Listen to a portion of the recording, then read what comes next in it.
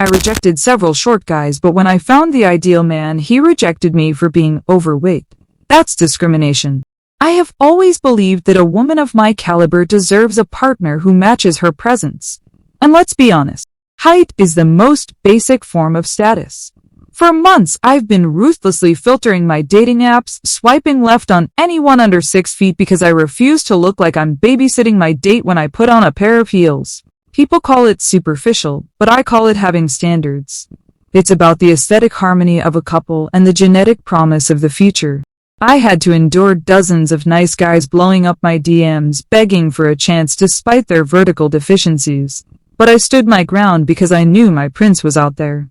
It's not my fault that biology didn't favor them, and honestly, it's quite entitled of short men to think they have a right to my time. I'm a prize, and a prize belongs on a high shelf, metaphorically and literally. When I finally matched with Julian, it felt like the universe was finally rewarding my discipline. He was 6'3", had a jawline that could cut glass, and a career that actually commanded respect. We talked for 3 weeks, and the chemistry was undeniable. Or at least I thought it was, considering how much he seemed to enjoy my witty observations about the little people we encountered in daily life. I shared my philosophy on physical excellence, and he always laughed, which I took as a sign of total agreement and shared superiority. He was the first man I felt was truly worthy of standing next to me in a photo. I spent hours preparing for our first meeting, making sure every detail of my outfit screamed, high-value woman. The day of our date at that upscale bistro, I decided to wear my favorite 4-inch stiletto heels just to emphasize the point. I wanted us to be that power couple that everyone turns to look at when they walk into a room, the kind of tall, imposing duo that naturally commands the space. As I walked into the café, I could feel the eyes on me, and I felt like a queen arriving at her coronation. Julian was already there, looking even better than his photos, and for a moment I thought I had finally won the dating game. He stood up to greet me, and our height alignment was absolutely perfect. I didn't have to look down at him once. We sat down, and I immediately launched into a story about a guy who tried to hit on me at the grocery store who was barely 5'7", laughing about how some people just don't know their place. The conversation started well enough, but I noticed Julian was being a bit more reserved than he was over text. I figured he was just intimidated by my presence, which happens often because most men aren't used to a woman who knows her worth and isn't afraid to demand it. I ordered the most decadent dessert on the menu because I believe in treating myself, especially when I'm celebrating a successful hunt. Julian barely touched his coffee and kept looking at me with this strange, unreadable expression that I chose to interpret as intense fascination. I told him all about my plans for our future dates, assuming he was as excited as I was to show off our combined genetic lottery winnings. I was already mentally cropping our first Instagram post together. About 45 minutes into the date, the vibe shifted, in a way I didn't anticipate. Julian leaned back, took a deep breath, and said he didn't think there was going to be a second date. I was floored, naturally, because I am literally the best thing that has happened to his social calendar in years. I laughed it off at first, thinking he was playing some sort of negging game to see if I'd chase him, but his face remained dead serious. I asked him what could possibly be the problem, listing all my virtues, my style, my height, my intelligence, as if reminding him of the manual he'd clearly forgotten to read. I was being incredibly patient, waiting for him to realize he was making a massive mistake. That's when he said it, with a bluntness that felt like a physical assault. He told me that while he appreciated my confidence, he simply wasn't attracted to my body type. I asked him to clarify, and he actually had the audacity to say that he prefers women who are more fit and that my weight was a deal-breaker for him. I felt the blood rush to my face, not out of shame but out of pure, unadulterated indignation at his blatant hypocrisy. Here I was, a woman who had meticulously curated her life to be high status, being judged for something as trivial and subjective as a few extra pounds. It was the most disgusting display of fat phobia I had ever experienced in person. I reminded him that I had spent months filtering out men who didn't meet my height requirements, specifically so I could find someone like him. I explained that my standards were about biological presence, whereas his rejection was nothing more than shallow, discriminatory body shaming. He had the nerve to argue back, saying that if I could reject men for something they can't change their height, then he had every right to reject me for something I could change. I nearly choked on my cheesecake at the sheer lack of logic in that statement. Height is a measure of stature and dominance. Weight is just a social construct used to oppress women who enjoy their lives. I stood up, nearly toppling my chair, and told him that his preferences were actually just a mask for his deep-seated hatred of women who take up space.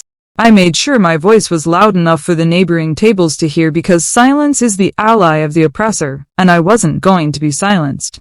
People were staring, and I felt like a martyr for every woman who has ever been told she isn't thin enough by a man who isn't even half as impressive as he thinks he is. Julian just sat there, looking embarrassed, which only proved that he knew he was in the wrong and couldn't handle the truth. He tried to offer to pay for the bill, as if money could somehow compensate for the emotional trauma of being discriminated against. I threw a $20 bill on the table even though my dessert cost more, and told him to keep his hush money for someone who doesn't know her rights. I marched out of that bistro in my 4-inch heels, my head held high despite the crushing weight of the injustice I had just suffered. It's truly terrifying to live in a world where a man can benefit from a woman's high standards and then turn around and use his own standards as a weapon against her. I got into my car and cried, not because my feelings were hurt, but because I was mourning the state of modern dating where hate is normalized. I had found the perfect man, only to realize he was just another bigot hiding behind a tall frame. Now, I'm sitting here wondering how many other women have been victimized by this specific brand of aesthetic cruelty. It's one thing to have a preference for height, which is about the natural order of things, but it's quite another to discriminate against a woman's body. I'm planning on making sure everyone knows exactly what kind of person Julian is, so that no one else falls into his trap.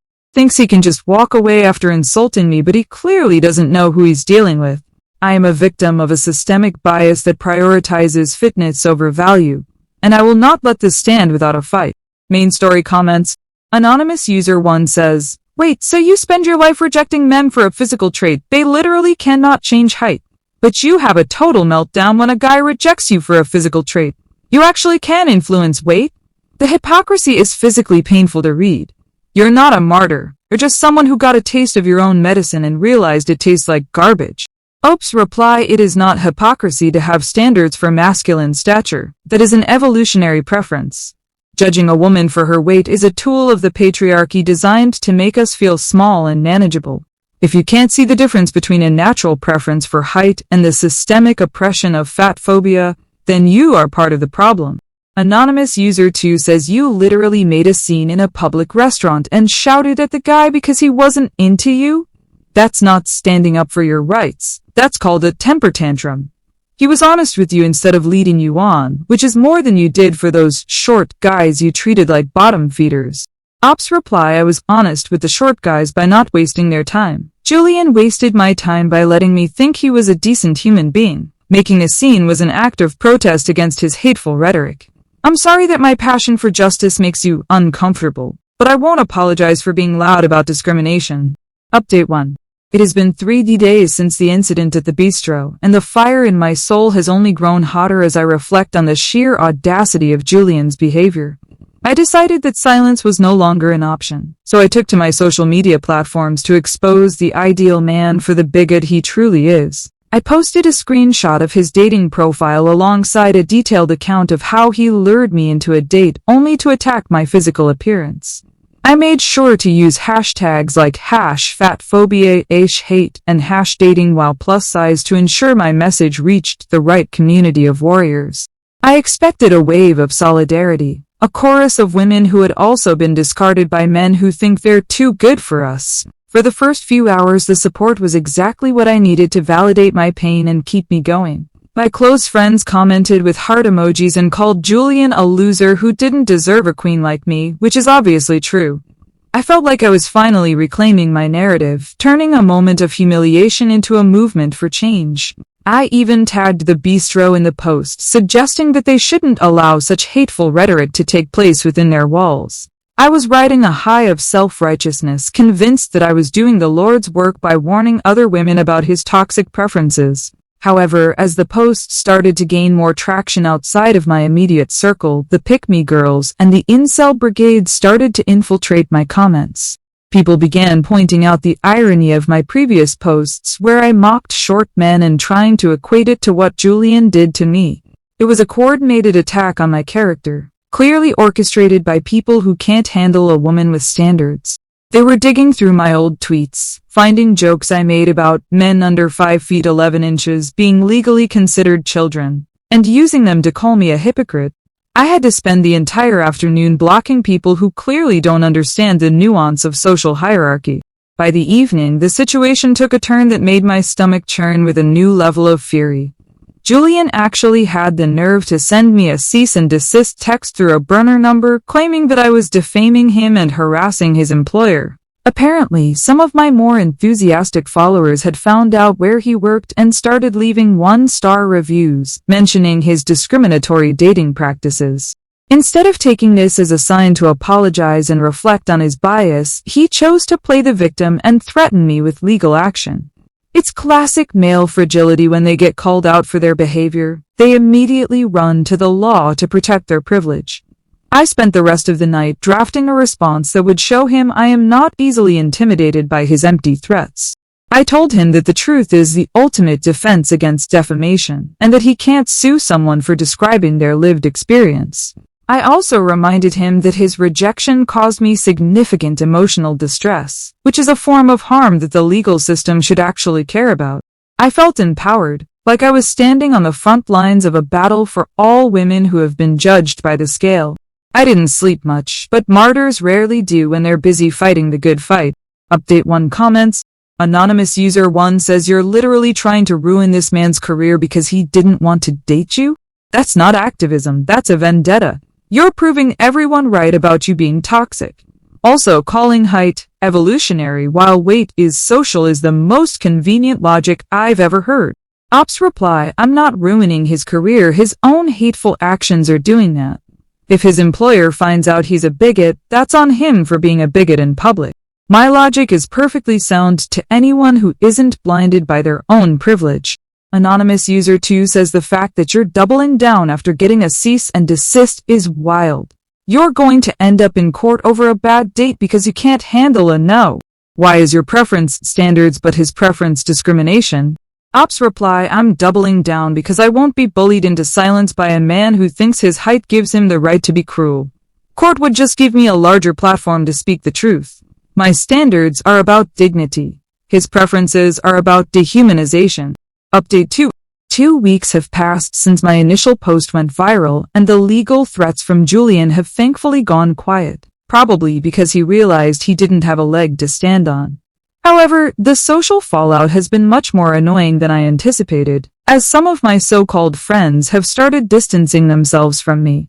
I recently found out that a small group of them went out for drinks without inviting me. And when I confronted one of them, she had the gall to say she was uncomfortable with how I handled the Julian situation.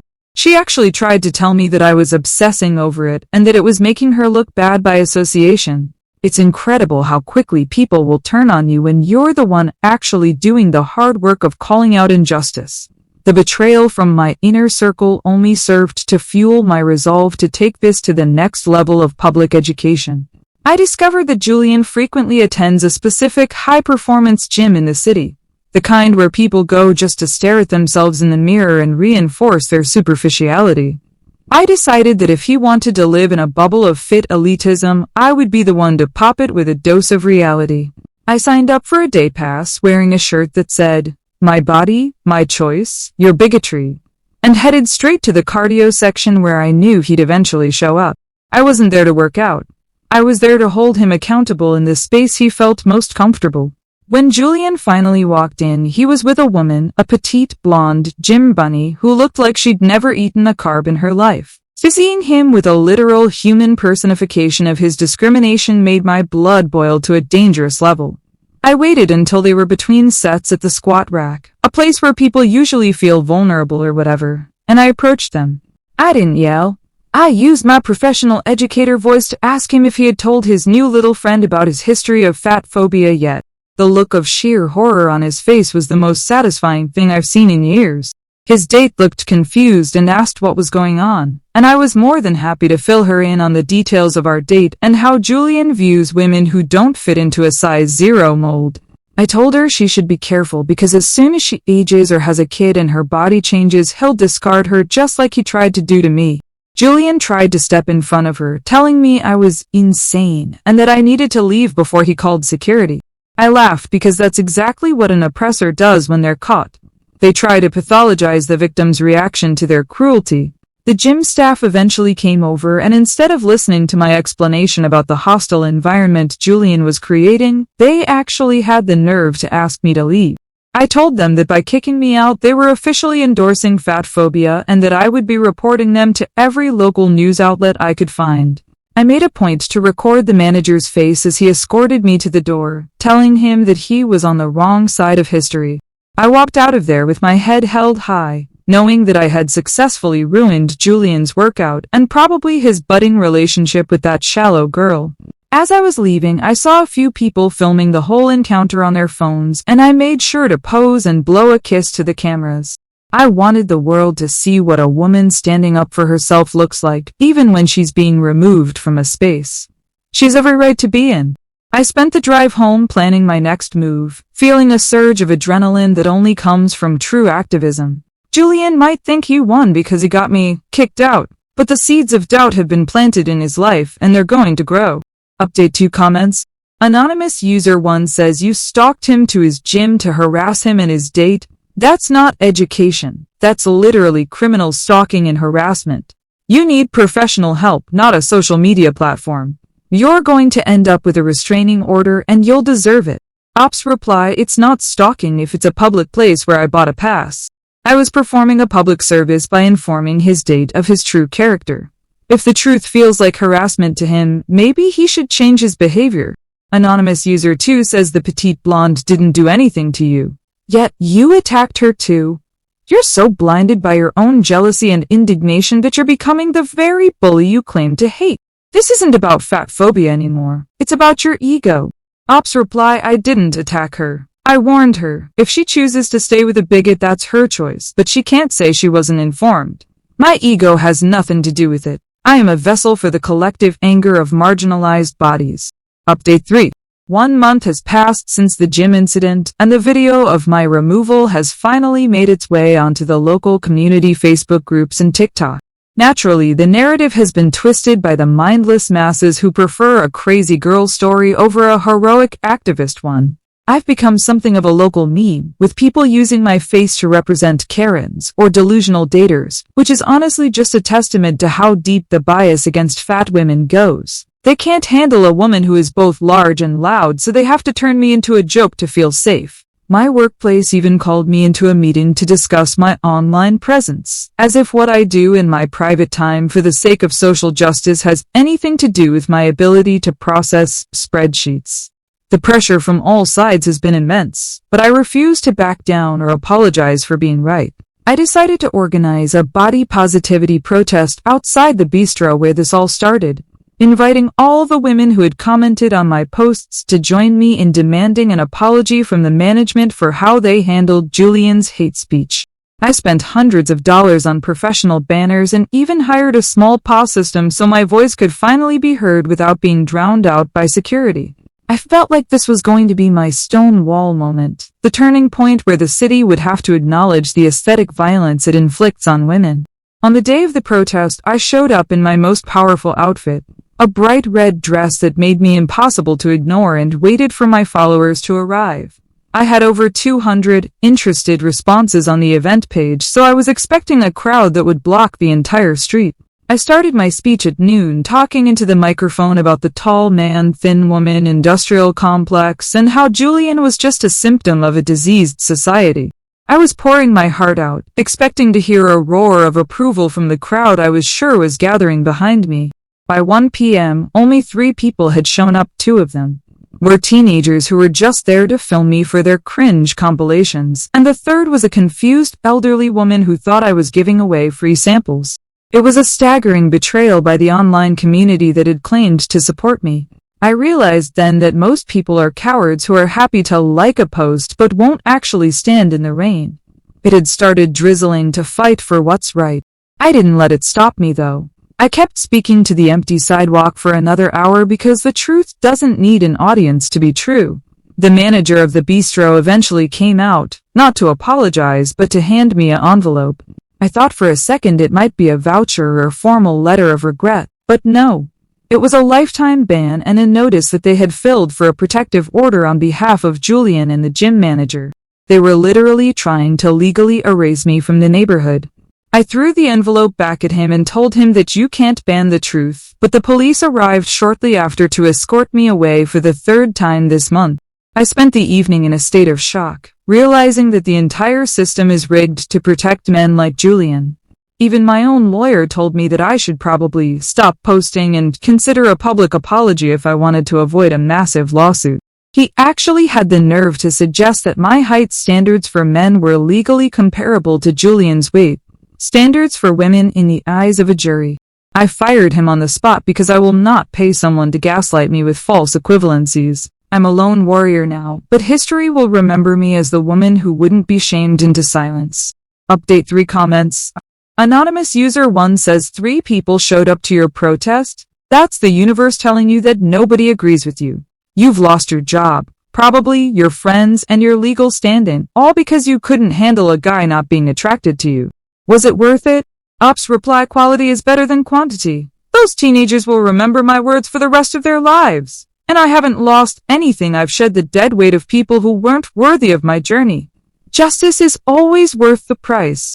Anonymous user 2 says even your lawyer told you that you're a hypocrite. When the person you're paying to defend you tells you that your logic is flawed, maybe it's time for a reality check. You're not a warrior. You're a cautionary tale about what happens when narcissism meets the internet. Ops reply lawyers are just tools of a broken system that prioritizes precedent over morality. He was a mediocre man who felt threatened by my intellect. I don't need a reality check from people who live in a reality where Julian is the ideal. Update 4. 3 months have passed since my protest and I have made the strategic decision to move to a new city where the people are hopefully more evolved and less obsessed with fitness propaganda.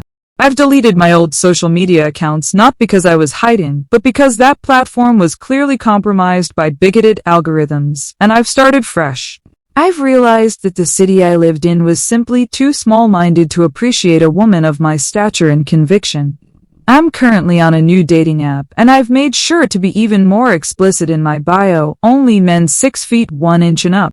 No shorties, no bigots, no excuses. I know my worth. I still see Julian's face sometimes in my dreams, but it's no longer with longing. It's with the pity one feels for a creature that lacks a soul. I heard through the grapevine that he's actually engaged to that gym girl now, which just proves that he was looking for a trophy, not a partner. They deserve each other, honestly. 2 shallow people living a shallow life, bonded by their mutual fear of a calorie. I, on the other hand, am thriving in my new environment, spending my time in safe spaces where my body is celebrated as a political statement rather than a problem to be solved. I haven't changed my height requirements for men because, as I've explained 1,000 times, height is a non-negotiable indicator of masculine energy. It's not my fault that I have a biological drive to be with someone who can reach the top shelf. It's a matter of safety and aesthetic dignity. If a man is short, he has failed at the most basic masculine task of taking up space. And I shouldn't be expected to lower my standards for someone who couldn't be bothered to grow. It's completely different from weight, which is a fluid, beautiful expression of a woman's journey through a world that tries to starve her. The legal troubles back home are being handled by a new, much more sympathetic legal team that understands the concept of emotional battery. I'm planning on writing a book about my experiences titled The Tall Price of Truth, which will expose the intersectional discrimination of the modern dating market.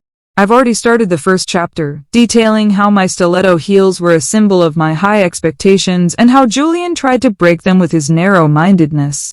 I will be the voice for every woman who has ever been told no by a man who wasn't even tall enough to look her in the eye. I am a martyr, a pioneer, and a queen who refused to be dethroned by a scale. I might be single for now, but that's only because the world hasn't quite caught up to my level of enlightenment. I will continue to swipe left on every man under 6 feet, and I will continue to demand that the world bows to my presence. Because at the end of the day, I'm not the one with the problem. The world is. And until the world apologizes to me, I will keep being the loudest, proudest, and most indignant person in the room.